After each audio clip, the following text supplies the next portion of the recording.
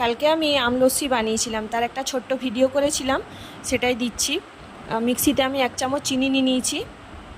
যেহেতু এটা আমার ঘরে পাতা দই, একদম কম টক, তার জন্য আমি চিনিটাও কম নিয়েছি।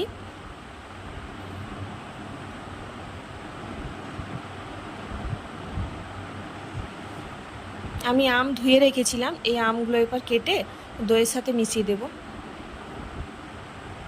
আপনারা এই লস্যিতে বরফ কুচিও দিতে পারেন, বরফ কুচি দিয়ে ব্লেন্ড করে নিলেও খুব ভালো লাগবে খেতে। তো আমি দইটা ঠান্ডা ছিল, তার জন্য আমি আর বরফ দিইনি, আমি গ্লাসে বরফ কুচি দিয়ে দিয়েছি।